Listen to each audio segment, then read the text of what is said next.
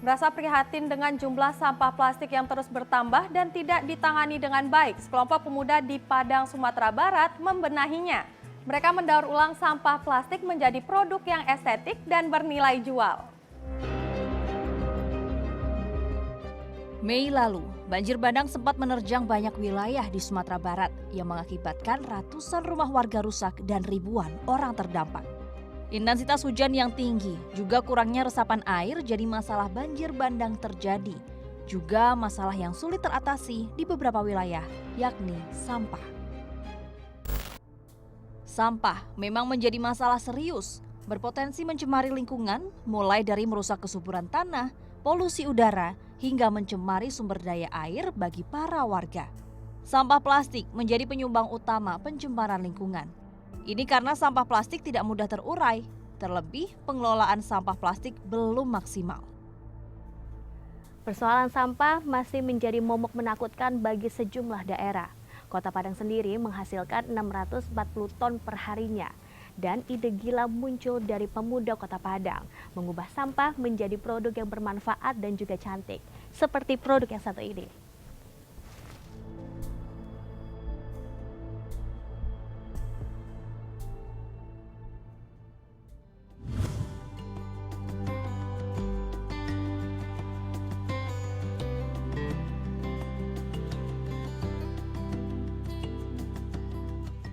Perlu ada kesadaran diri untuk mengurangi penggunaan sampah plastik pun pengelolaannya. Coba diatasi sekelompok anak-anak muda dari Kota Padang ini, Rovan dan teman-temannya tak sebatas mengurangi penggunaan sampah plastik, tapi juga berkreasi jadikan sampah jadi ladang rupiah. Sadar karena sampah plastik di laut menjadi masalah serius pada ekosistem laut, Rovan dan teman-temannya akhirnya memutuskan untuk melakukan kegiatan rutin membersihkan pantai di kawasan rumahnya. Kenapa Mas Rovan akhirnya melakukan hal tersebut? Awalnya ya untuk mendirikan Trust to Move ini sebenarnya dari ketidaksengajaan awalnya. Pertama mulai dari aksi-aksi bersih pantai ya. Karena kenapa sih kami ngelakuin aksi pantai dulu? Kenapa nggak langsung ngebikin produk? Nah awalnya itu ya karena kami itu mikir ya kawasan di tempat tinggal kami itu ya bagus tempatnya untuk wisata. Nah tapi karena ngelihat banyak sampah plastiknya yang mungkin terbawa arus lah. Nah, mulailah kami untuk mencoba untuk melakukan gerakan aksi yang biasa kami lakukan sekali seminggu, setiap weekend ya. Mana mungkin sambil olahraga ya. Pengetahuan kami mungkin untuk di Kota Padang ini mungkin untuk sampah itu mungkin didaur ulang itu menjadi kerajinan tangan, begitu ya kan. Tapi ya kami mikir lagi, gimana sih cara yang lebih ekonomisnya, yang bernilai dan mungkin bisa lebih banyak kita bisa berguna lagi sampah itu. Ya udah kami lakukan, cobalah untuk searching, melakukan riset begitu. Akhirnya barulah muncul punya ide untuk akhirnya membuat sampah yang nggak berguna ini betul. jadi bernilai ekonomi. Bernilai ekonomis. Memutar otak dan mencoba berinovasi. Rovan dan kawan-kawan memulai semuanya. Rutin memungut sampah plastik yang ada di sekitaran rumahnya, sekaligus mengedukasi warga untuk turut andil dalam aksinya ini dengan cara memisahkan sampah plastik dengan sampah rumah tangga. Ya, jadi Good People berawal dari keresahan anak-anak muda di pesisir pantai Jambak. Akhirnya anak-anak muda ini berkumpul untuk mengumpulkan sampah dan merubahnya menjadi cuan. Tak semulus yang dikira, meski sudah buka penampungan sampah plastik dengan 1 kilogramnya dihargai Rp2.000, penolakan masih saja ada. Walau begitu, Rovan tetap percaya aksinya kelak akan berdampak baik bagi lingkungan sekitar. Mencari tahu soal pengelolaan sampah, Rovan menemukan Ekotua Sakato, tempat pemilahan dan pencacahan sampah plastik yang dapat mensupport ide cemerlangnya untuk mengolah sampah. Bersama Robi dan Karel, Rovan memulainya, melakukan kerjasama untuk memilah dan mencacah sampah plastik. Nah, prosesnya seperti apa tuh Mas? Iya, jadi kita kan seperti yang bisa dilihat di sana, kita kan ada kendaraan, itu kita ambil dari pengepul dan pemulung. Lalu ada juga mereka yang nganterin ke sini. Setelah kita turunkan, nah kita bagi nih ke para tukang sortir. Nah, tukang sortir lalu memilah-milah sampah yang sesuai klasifikasi yang kita tentukan. Kita bahan jadinya kita akan kirim ke Medan dan Jakarta juga. Nah, lalu di Jakarta dan di Medan itu ditampung oleh pabrik-pabrik pengolahan, pabrik pembuatan biji plastik. Nah, lalu biji plastik itu kecil-kecil, tergantung klasifikasinya masing-masing juga.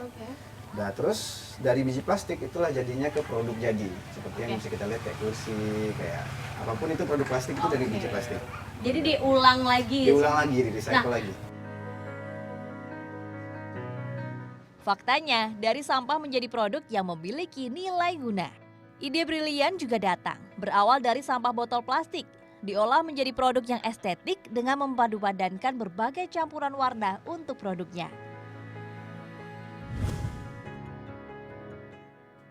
Di rumah sewaan inilah Rovan memulai semua prosesnya. Mulai dari pemilihan bahan baku warna, melelehkan material plastik, hingga mencetak bahan sesuai dengan permintaan dan hasilkan barang jadi seperti kursi, meja, pajangan dinding, hingga tatakan gelas.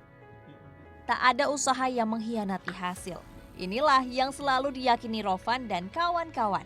Selalu tertanam pantang menyerah dan yakin dengan usaha yang sudah dilakukan nantinya akan berbuah manis. Kendala terbesarnya itu ya cara kita, ya mungkin stigma orang lah awalnya. Kendala kita nemuin masyarakat ya, oh emang mau diapain sampah ini? Ya mereka berpikir sampah ini cuman jadi ya udah dibuang aja, setidaknya ya nggak dibuang ke sungai ataupun apa udah cukup. Harapan terbesarnya ya kita Trans2Move ini bisa memberikan dampak ke masyarakat ya, terutama ya masyarakat di sekitar kami di Kota Padang lah. Setidaknya kedepannya itu bisa menyisihkan ataupun memilah sampahnya, karena problem dari sampah itu nggak lepas dari memilah. Karena kalau udah memilah dari rumah tangga ataupun dari restoran ataupun dari ya tempat yang ngasilin sampah, pastinya nanti pasti bakal ada dampak dominonya. Pasti kalau sampahnya itu udah dipilah, mungkin kayak bisa kita olah ataupun bisa kita manfaatkan lagi. Tak cuma di lingkungan tempat ia tinggal, produk olahan sampah plastik juga dipamerkan di kantor Balai Kota Padang. Ya, dalam rangka ulang tahun Kota Padang, Trans2Move diundang untuk mengisi stand produk usaha mikro, kecil, dan menengah yang ada di sana. Kalau ini ada nampan untuk di coffee shop. Jadi iya. biar ada 3 cup gitu sekali angkut gitu kan. Ini juga nih ya, Iya. ada gantungan kunci penyu.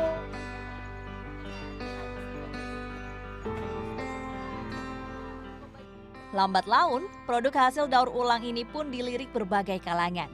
Bahkan produknya sudah digunakan oleh dinas-dinas pemerintahan hingga kedai-kedai di Kota Padang. Bukan mustahil, barang-barang ini akan mempunyai nilai jual tinggi atau bahkan mendunia. Kami dari pemerintah, BUMN dan BUMD harus menggalakkan atau membeli produk-produk dalam negeri yang sudah bersertifikat. Harapan kami untuk Trans2Move, Rovan dan teman-teman, tentunya kami selalu membersamai kegiatan mereka dan selalulah bersemangat dan berinovasi terhadap produk. Sadar akan ancaman sampah, pemuda-pemuda hebat ini berbenah, mengubah suatu hal yang terlihat tak mungkin diolah nyatanya bisa bernilai rupiah. Tentunya dengan tekad yang kuat, keuletan, kegigihan, dan kesungguhan.